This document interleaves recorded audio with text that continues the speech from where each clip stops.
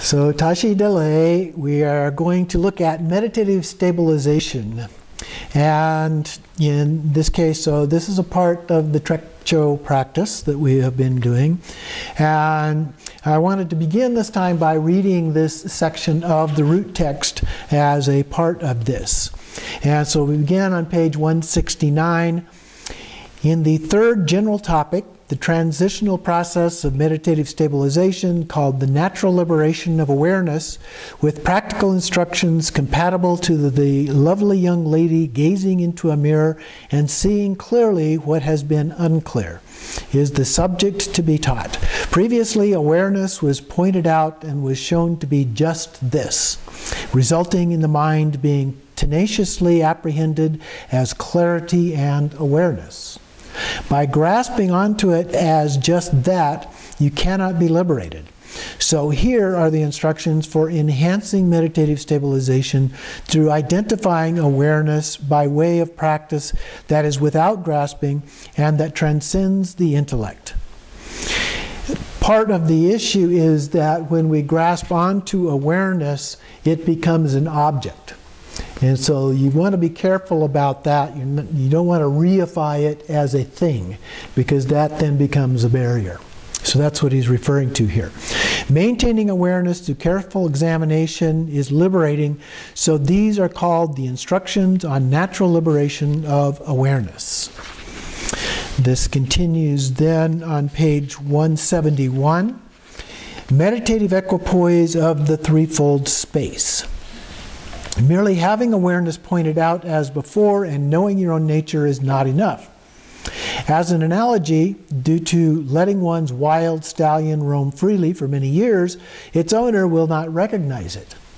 And it is not enough for the owner to recognize the horse once it is pointed out to him by a herdsman. Methods must be used to capture the wild stallion, then subdue it and put it to work. Likewise, it is not enough simply to identify this wild mind. It is said, oh, at this time, when the transitional process of meditative stabilization is appearing to me, the confusing multitude of distractions have been cast off, and without wavering and without grasping, I enter into the domain that is free of extremes. And then he continues on page 174. Beginners must practice and meditate with unwavering mindfulness. When the wild stallion is not subdued, it must be trained with unwavering enthusiasm. If you waver, you will lose control of that horse, fall down, and hurt yourself. Likewise, if beginners pursue ordinary thoughts, they will descend into miserable states of existence and will be hurt. So sustain your meditation with unwavering mindfulness. So here he's talking about being dedicated to the practice. Otherwise, we wind up caught in the loop of samsara over and over again. And then he continues on 176 at the top of the page here. Meditation is another name for meditating on anything. So we can actually, any object can be the object of our meditation. And in terms of the meaning, the meditative equipoise in the meditative stabilization of the threefold space is taught in the Tantra of the three phases of liberation by observation. So here he's quoting from that Tantra. O Lord of mysteries, these are the instructions for actualizing the Dharmakaya. External space is this empty intervening space. So this is this space around us on the outside. Internal space is the empty hollow channel that connects the eyes and the heart. So there's this two really microscopic strands that come up and from the heart to the eyes and come in through the back of the eyes, visualized in that way. The secret space is the precious palace of your own heart. So basically we have the space outside, we have the two channels that come down to the heart, and then we have the heart itself. Direct your awareness to your eyes. Direct your eyes to the intervening space, and by leaving your gaze there, primordial wisdom freely arises. When consciousness is directed to your eyes, non-conceptual awareness alone will appear. without being obscured by any compulsive ideation.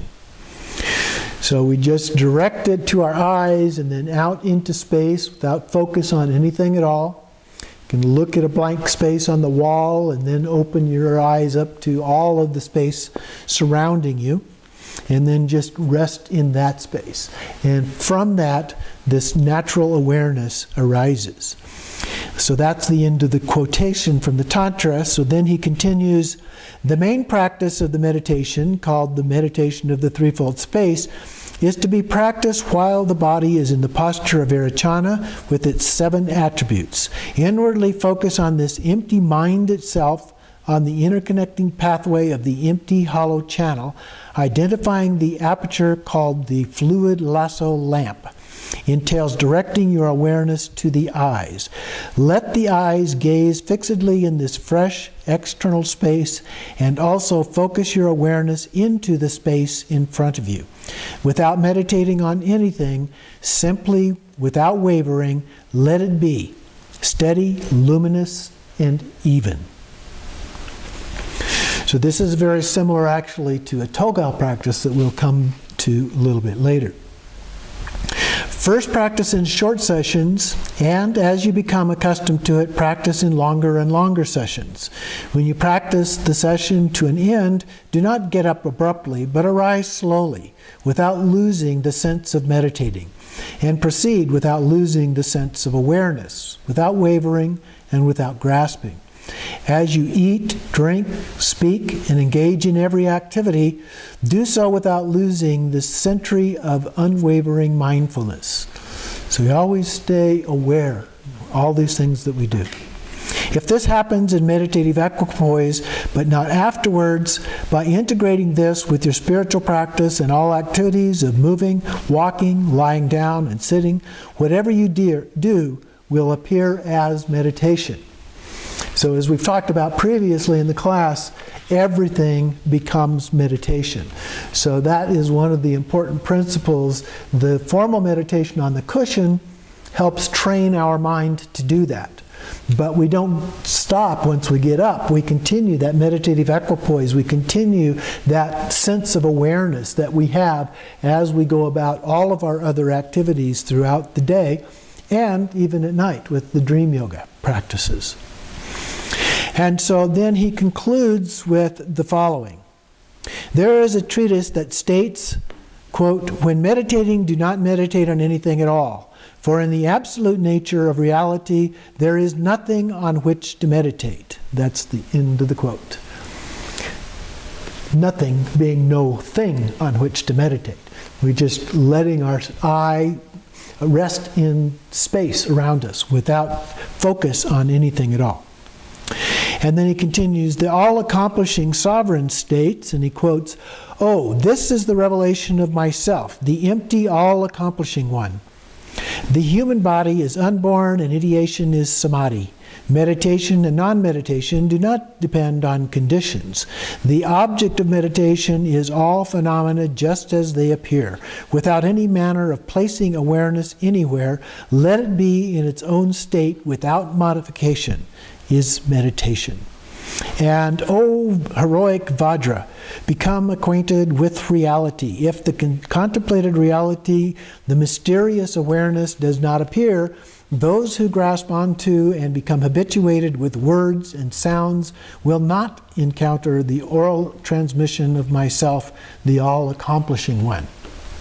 And do not apply your mind to anything and do not meditate. Do not modify your body, speech, or mind, but let them loose. Without regard for the planets, constellations, lunar date, or time, do not engage your mind and be free of mantras and mudras. So we're just letting go of all of those things that we have been doing in the generation stage, the completion stage, and just resting our mind in that emptiness. And here, emptiness referring to space, okay? As opposed to the wisdom of emptiness that we have addressed previously. This puts it in a slightly different context here. So that is the basic approach here in this practice. And so what we're doing here is in this next step, this is kind of an advanced shamatha, if you will. We're still kind of a single-pointed abiding. Last time we did advanced shamatha without signs. We changed our gaze from different points of view in order to help break our attachment to things as real. So this next step has two parts: the awareness of awareness, and then the practice with the threefold space. So the first part refers to that subtle grasping that we can have by making awareness something real. And so we grasp onto that reality and it becomes reified and we turn it into a thing. We're not doing that. We're just letting be and letting it abide without trying to make space itself into a thing. So this idea of awareness, if we get attached to it, just becomes another obstacle. So the second part then refers to the threefold practice of actualizing the Dharmakaya. And this involves meditation on three levels. First, we have the external space that was referred to in the text, then the internal space, and the secret space. And so the external space is just that empty area around us that we've been talking about. And then the next one, the internal space, is in these two thin kati channels that connect the eyes to the heart. And they come from the eyes, they go back, they're said to go up a little bit to the level of the top of your ears, and then they come back down to the heart. And so that channel is the internal space. And so without using that as an object of focus, okay, that's the space itself. And then the third one is the secret space of the heart. And remember that in Tibetan, heart really means heart-mind. And researchers have discovered that the heart actually has its own set of neurons. So one way to think of this is if you the heart has its own mind, if you will, okay? And it doesn't have thoughts. You know, we always get caught up in the issue of thoughts in our mind, but we're talking about the brain here, in our head. And so the mind in our heart, if you will, doesn't have those thoughts. So as a way of thinking about this, letting go of the very idea of getting caught up in the thoughts, think of the mind at your heart, in the heart chakra. And it is said that it actually resides in the indestructible drop at the heart chakra. So it's not our everyday mind, but it's this space at the heart level. And the connecting then to the eyes and to the external space. So the Tantra of the three phases of liberation by observation, this then leads to primordial wisdom freely arising. And it says, non-conceptual awareness alone will appear without being obscured by any compulsive ideation. So it just naturally comes up and we don't have to do anything at all, just rest in that space. So let's look at the actual practice.